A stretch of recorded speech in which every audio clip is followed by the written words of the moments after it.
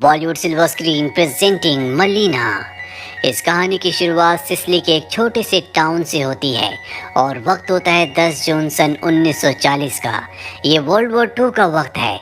चारों तरफ अफरा तफरी का माहौल होता है और तभी हमें कुछ गवर्नमेंट ऑफिसर्स को दिखाया जाता है जो अनाउंसमेंट करते हैं कि आज शाम को 5 बजे सब अपने रेडियो को सुनेंगे, क्योंकि गवर्नमेंट आज शाम को 5 बजे रेडियो पर फ्रांस और यूके के खिलाफ जंग का ऐलान करेगी। इसी शहर में एक बच्चा होता है जिसका नाम रेनाटो है। रेनाटो अपने दोस्तों को अपनी साइकिल दिखाता है और तभी उसके दोस्त रेनाटो को कहते हैं कि सब के सब बैठ जाओ, मलीना आने वाली है। और सामने से हमें एक खूबसूरत लड़की को दिखाया जाता है जो इन्हीं की तरफ आ रही होती है।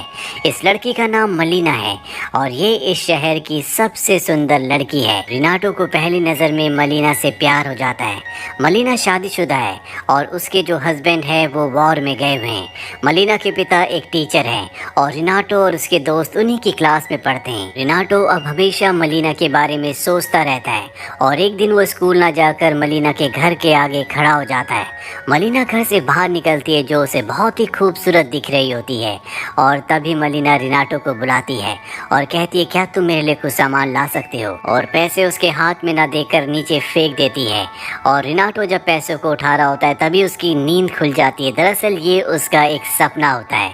रेनाटो मलीना की तरह बड़ा लगना चाहता है, यानी कि वो उसे अपने लायक बनाना चाहता है। इसीलिए अपने पिता के पैंट को लेकर वो टेलर के पास जाता है और कहता है कि इस पैंट को मेरी साइज़ का कर दो, क्योंकि अब वो हाफ पैंट नहीं बल्कि बड़ों की तरह फुल पैंट पहनना चाहता है ताकि मलीना को इम्प्रेस कर सके, मलीना की नज़र में बड़ा दिख सके। और जब रेनाटो घर जाता है तो उसके पिता उसे बहुत बुरी तरह से मारते हैं, क्योंकि उन्हें पता चल चुका है कि उसने उन्हीं की पैंट कटवा कर अपनी पैंट बनवा ली है। और रेनाटो को इस बात से कोई फर्क नहीं पड़ता क्योंकि वो मलीना से प्यार करने लगा है। इसीलिए रात को जब सब सो जाते हैं तो मलीना के घर के बाहर जाता है, उसकी दीवार पर एक छेद बनाता है और उस छेद से वो मलीना को देखता है जो अंदर अपने पति की फोटो को पकड़कर एक म्यूजिक पर डांस कर रही होती है। अगले दिन वो एक म्यूजिक शॉप में जाता है और उसी म्यूजिक की कैसेट को खरीदता है जिस म्यूजिक पर मलीना डांस कर रही थी। रात को वो उस म्यूजिक को बड़े ध्यान से सुनता है और मलीना के ख्यालों में खो जाता है। अगली सुबह वो मलीना का पीछा करता है। वो देखता है कि शहर में बहुत सारे लोग मलीना को ही देख रहे होते हैं, उसके पीछे चल रहे होते हैं, क्योंकि सब मलीना को बहुत पसंद करते हैं। साथ ही शहर की जो लेडीज यानी कि फीमेल्स होती हैं वो मलीना को बिल्कुल पसंद नहीं करती। साथ ही उसके बारे में अफवाह भी उड़ाती है कि उसका किसी गैर मर्द से अफेयर है, जबकि इस बात में कोई भी सच्चाई नहीं होती। ये बात सुनकर रेनाटो को भी बहुत दुख होता है और वो लगातार मलीना का पीछा करता रहता है। मलीना एक घर में जाती है और ये घर उसके पिता का होता है। दरअसल मलीना हर रोज़ अपने पिता की टेक केयर करने के लिए यहाँ पर आती है और रेनाटो को अब यकीन हो चुका है कि मलीना का किसी से कोई अफेयर नहीं है, जिससे उसे बहुत खुशी मिलती है। अब कुछ दिनों के बाद टाउन में सरकारी ऑफिसर्स आते हैं जो सबको बताते हैं कि जंग में हमारे बहुत सारे सिपाही शहीद हो गए, जिसमें मलीना के हस्बैंड का नाम भी बताया जाता है। और मलीना के हस्बैंड का नाम सुनकर टाउन के सभी लोग बहुत ज़्यादा खुश हो जाते हैं। उन्हें लगता है कि अब वो मलीना पर चांस मार सकते हैं। रेनाटो को उन सब की सोच पर बहुत गुस्सा आता है, लेकिन वो उन्हें कुछ नहीं कह सकता क्योंकि अभी वो बहुत छोटा है। रेनाटो मलीना के पिता के घर जाता है। मलीना इस वक्त अपने पिता के घर पर ही होती है, वो कमरे में रो रही होती है। रेनाटो उसके पास जाता है और कहता है कि तुम चिंता मत करो, मैं हमेशा तुम्हारे साथ रहूँगा, हमेशा तुम्हारा साथ दूंगा, बस एक बार मुझे बड़ा होने दो। दरअसल ये रेनाटो की इमेजिनेशन होती है, ये सब वो अपने दिमाग में सोच रहा होता है, जबकि हकीकत में वो आज तक मलीना से कभी मिला ही नहीं।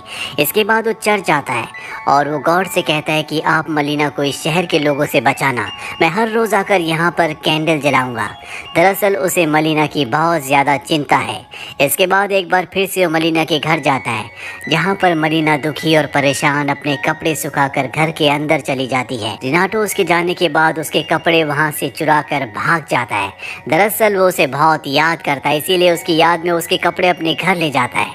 लेकिन सुबह जब उसके पिता उसके कमरे में जाते हैं और वहाँ पर लड़की के कपड़े देखते हैं तो उन्हें बहुत गुस्सा आता है। वो रेनाटो को बहुत बुरी तरह से मारते हैं और कमरे में बंद कर देते हैं।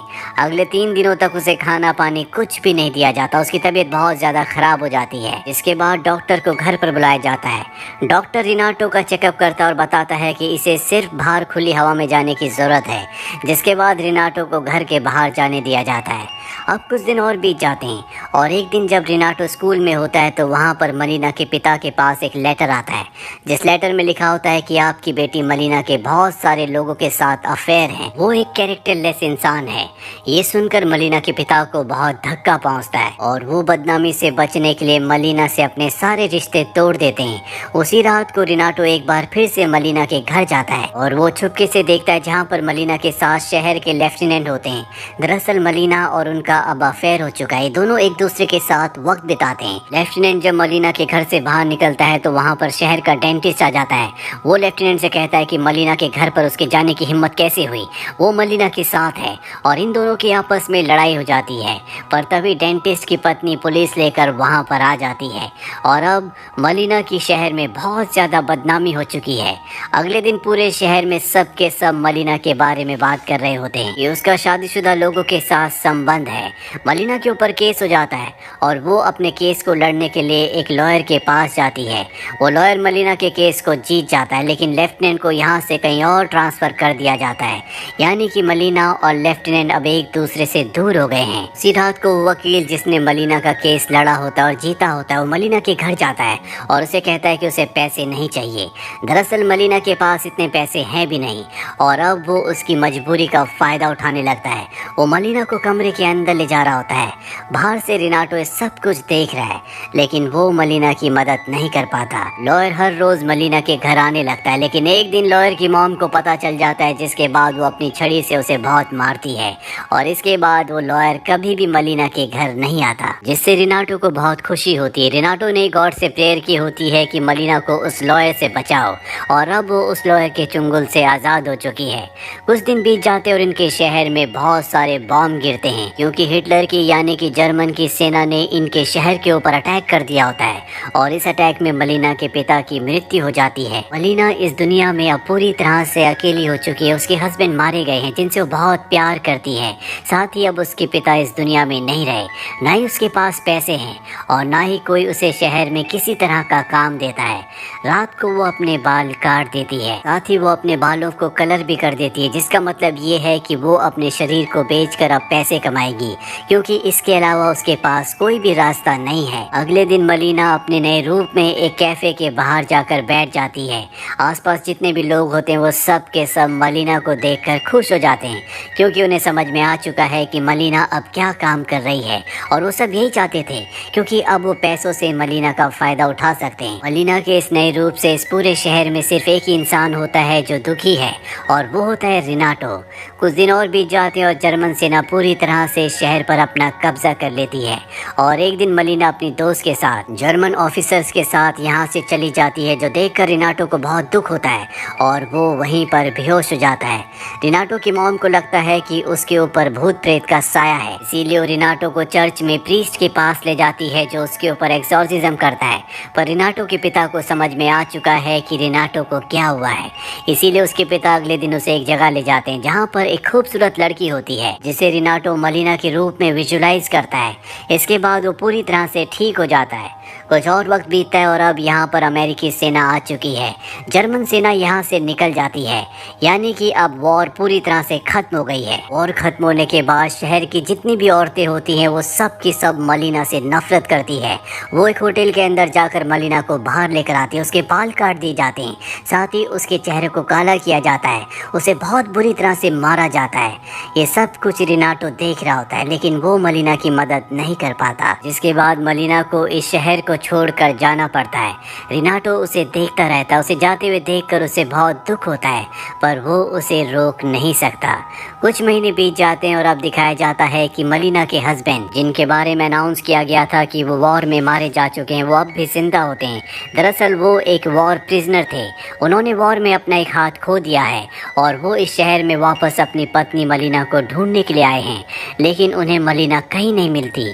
साथ ही शहर के सब लोग उन्हें मलीना के बारे बारे में बहुत कुछ उल्टा सीधा बताते हैं, किस तरह से उसकी पत्नी ने गलत रास्तों पर चलकर पैसे कमाए। ये सुनकर उसके पति को बहुत दुख होता है। रिनाटो भी ये सब कुछ ऑब्जर्व कर रहा होता है। मलिना के पति को सच्चाई नहीं बताई जाती कि शहर के लोगों ने मलिना के साथ किस तरह से व्यवहार किया, किन हालातों में उसे गलत रास्तों को चुनना पड़ा, लेकिन रिनाटो ये सब कुछ उसे बताना चाहता है।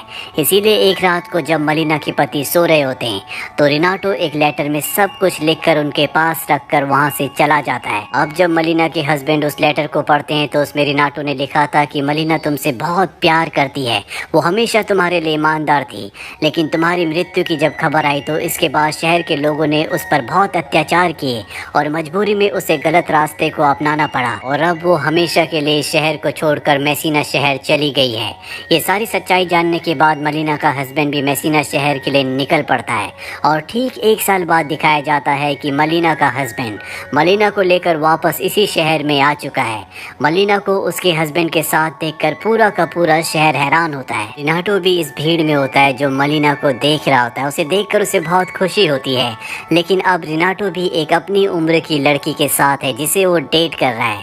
अगली सुबह दिखाया जाता है कि मलिना शहर में शॉपिंग करने के लिए आती है, लेकिन अब सब के सब उसे इज्जत भरी नज़रों से देख रहे होते हैं क्योंकि वो अपने पति के साथ है। इसीलिए शहर की वो सभी औरतें जिन्होंने कभी मलिना को मारा था, जिन्हें लगता था कि मलिना उनके हस्बैंड्स के लिए खतरा है, अब उसे इज्जत भरी नज़रों से देख रही होती है, उसे गुड मॉर्निंग विश कर रही होती है। हालांकि मलिना ने अपनी ज़िंदगी में बहुत कुछ सहा है, लेकिन आज भी वो पहले की तरह बहुत खूबसूरत होती है।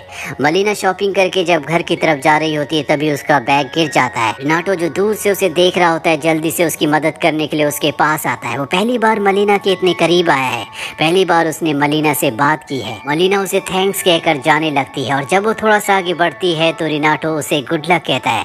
मलिना पीछे देखती है और उसे हल्की सी मुस्कुराहट देकर वहाँ से चली जाती है। कई साल बीत जाते हैं और अब रिनाटो बड़ा हो चुका है। रिनाटो की आवाज़ में हमें रिनाटो बताता है कि मैंने अपनी ज़िंदगी में बहुत सारी फीमेल्स को डेट किया, मैं कई औरतों से मिला भी, लेकिन मैं आज भी एक ही चेहरे को याद करता हूँ और वो चेहरा है मलिना का। दरअसल रिनाटो कभी मलिना को नहीं भूल पाया। मलिना की ये कहानी हमें हमारे समाज का एक गंदा और घिनौना चेहरा दिखाती है कि किस तरह से हमारा समाज एक औरत को अपनी हवस का शिकार बनाने के लिए किसी भी हद तक गुजर सकता है। अगर हमें अपने समाज को, अपनी दुनिया को बेहतर बनाना है, अच्छा बनाना है, तो सबसे पहले हमें इस तरह की औरतों की और लड़कियों की रिस्पेक्ट करनी चाहिए जो अकेली रहती हैं, जो अपनी ज़िंदगी में लड़ रही हैं। तभी हम एक बेहतर और अच्छे समाज को बना पाएंगे और इसकी शुरुआत हर एक इंसान को अपने आप से करनी होगी। तो ये थी पूरी कहानी फिल्म मलिना की। उम्मीद करते हैं कि ये कहानी आपको पसंद आई होगी।